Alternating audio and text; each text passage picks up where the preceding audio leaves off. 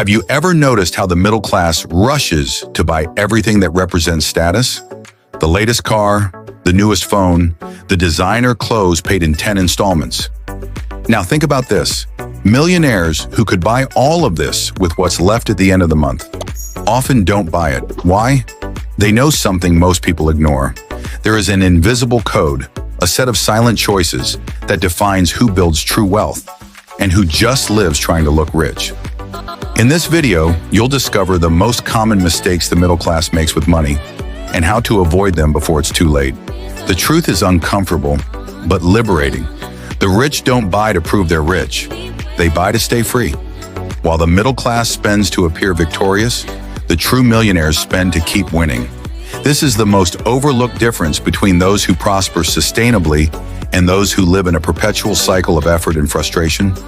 Most people believe that getting rich is just about earning more, when in reality, it's much more about how you spend what you already have. Today, you'll understand why the rich avoid certain types of purchases even when they can afford them, and how these seemingly simple choices, accumulated over the years, turn into financial freedom, while the silent mistakes of the middle class become invisible chains. But why does the middle class insist on buying what the rich avoid? The answer lies in a silent but powerful cycle: social consumption. We live in a culture where people's value is often measured by appearance. The clothes they wear, the car they drive, the neighborhood they live in, the phone they use for selfies. Everything has become a showcase. And in this showcase, being seen is worth more than being stable. The middle class often buys not because they need it, but because they want to prove they belong. Belonging has become a desire more urgent than prospering. And who feeds this cycle? Social media. The algorithm pushes the perfect lifestyle at you. Trips, luxuries, gadgets. But what no one shows is the bill that comes at the end of the month. Buying has become a mechanism of validation. Paying in installments has become a routine, and debt has become normal. The lack of financial education only worsens this problem. We grow up without learning how to invest, but we learn early on how to pay in installments. Without realizing it, many people end up building a financial life based on social acceptance, not economic logic. Meanwhile, the rich watch this behavior clearly. They understand that buying to impress is the fastest path to stagnation. The problem is not the product itself, but the reason for the purchase. And that reason, when born from insecurity or comparison, almost always leads to waste. The key is to break this cycle. And to do that, you need to see money with new eyes. And when you start seeing money with different eyes, the contrast becomes glaring. While the middle class lines up to buy the car of the year, financed over 72 months with hidden interest, the millionaires, with their bank accounts full, drive used, discrete models, often more than 5 years old. Not because they can't afford it, it's because they don't need to prove anything. The car to them is a means of transportation. For the middle class, it's often a symbol of personal victory. Another glaring example is technology consumption. The new iPhone launch draws crowds. The middle class anticipates it, queues up online, and pays for it over 2 years, only to trade it in as soon as the next model comes out. The rich, many wait. Others simply keep older, functional models because they understand that the difference between a $4,000 phone and a $10,000 one is more about marketing than real utility. The same applies to clothing. International designer brands, luxury shoes, branded accessories. All of this takes up a huge portion of the middle class's budget as they try to stand out. But among the ultra-rich, the preference is surprisingly minimalist. Think of Mark Zuckerberg or Steve Jobs.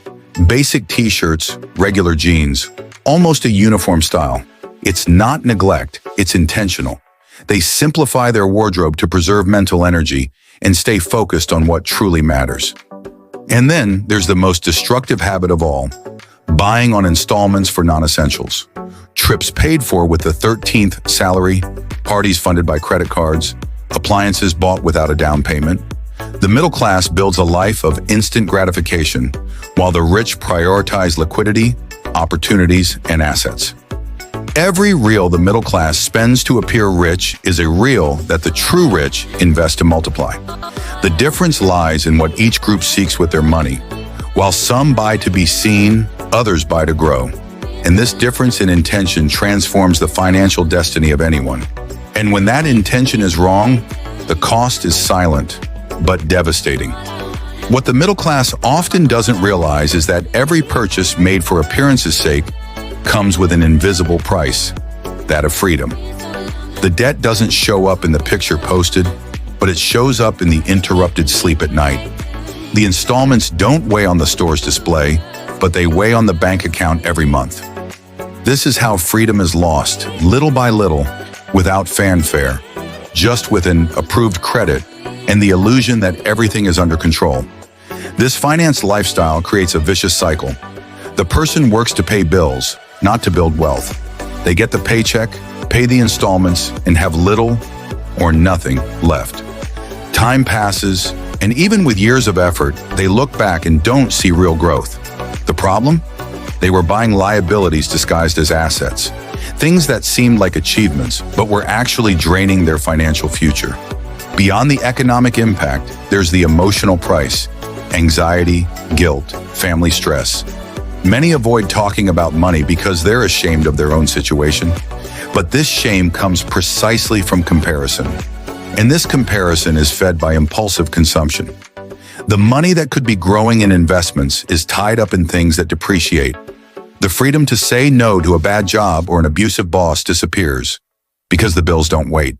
The good news? It can change. But first, you need to see what's happening. And when you finally see, you start to notice a pattern. There is a code, silent, almost invisible, that the rich follow. They don't just think about spending, they think about multiplying. While the middle class buys status, the millionaires buy time, freedom, and options. They know that true luxury isn't about looking rich, but about being able to choose. Choose where to work, who to work with, when to stop. That's the most valuable asset, control over your own time. The rich understand that every reel has a role. Either they buy something that generates a return, like stocks, a business, or property, or they preserve the capital in something that protects against inflation. Spending without return? Only with great intention. There's no impulse buying. There's no just because I wanted to. There's strategy. There's clarity. There's a long-term mindset in everything they do.